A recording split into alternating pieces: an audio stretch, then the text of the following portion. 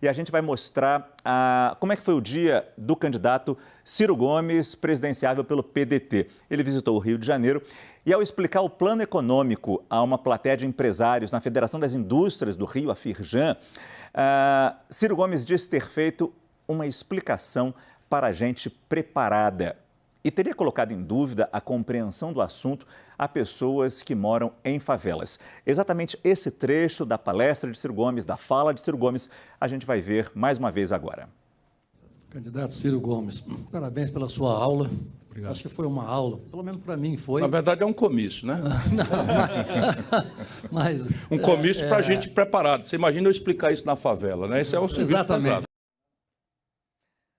Bom, vamos jogar isso direto para quem entende de pesquisa e para quem conhece a percepção das pessoas, a frases assim: Renato Meirelles, é possível avaliar o impacto que isso tem nessa corrida presidencial?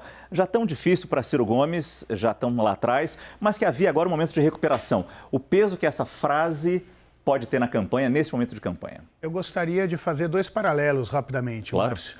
O paralelo do peso que teve quando o Eduardo Paes, no passado, falou sobre Macaé, num grampo telefônico, e depois passou a ter que se justificar.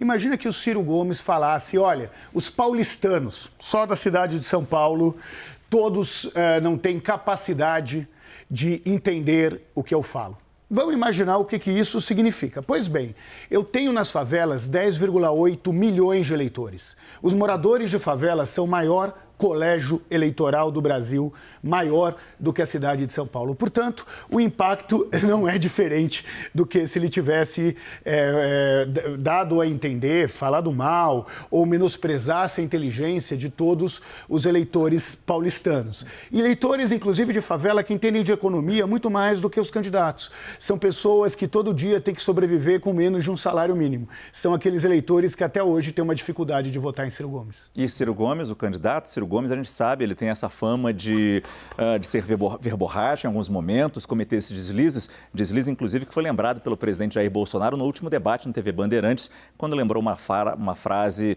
um tanto preconceituosa, misógina, em relação à então esposa Patrícia Pilar, quando eles eram casados. Eu andei até aqui para chegar até o Rio de Janeiro com os nossos comentaristas Alexandre Borges e Felipe Moura Brasil. Eu começo com você, Alexandre. Que peso essa frase pode ter na campanha e na imagem de Ciro Gomes? Não ajuda nem um pouco, Márcio, porque Ciro Gomes, ele é realmente conhecido por esse destempero verbal, mas normalmente é direcionado a alguém que vem falar com ele, fala algo que ele não gosta, ele responde atravessado. Agora, nesse caso, ele fez uma distinção em termos de entendimento do que ele estava falando por classe econômica. Aquelas pessoas ali, empresários ou uma parte da elite, teria mais capacidade de entender o que ele está falando do que as pessoas mais pobres.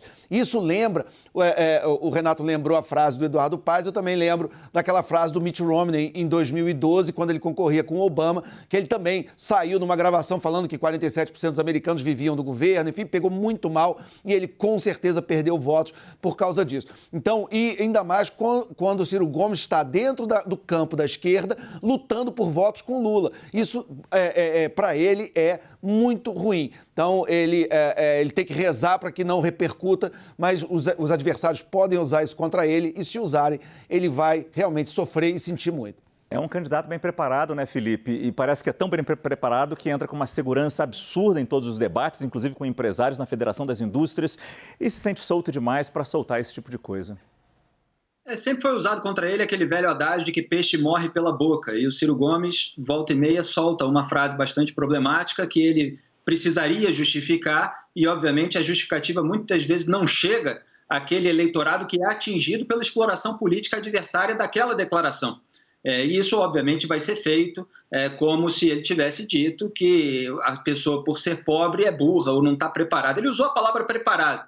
Ele teria que argumentar que as pessoas de baixa renda no Brasil têm menos acesso ao ensino que seja melhor do que as pessoas que têm maior poder aquisitivo, mesmo público ou privado, no sistema de ensino. Quer dizer, você tem um trabalho muito grande para justificar uma fala infeliz. É claro que a capacidade cognitiva das pessoas existe de uma maneira maior ou menor em diversas camadas sociais, e isso não tem muito a ver com a renda. Então, fica ruim, pega mal para ele, apesar de ele ter um programa de renda mínima, dele estar se dirigindo a essa população de baixa renda, e ele está estagnado nas pesquisas, fica mais difícil para ele subir. A gente mostrou. É porque eu concordo com o Felipe, e vamos lembrar que na eleição passada o Ciro Gomes fez a proposta, que isso que segurou inclusive a votação dele, para resolver o problema dos inadimplentes.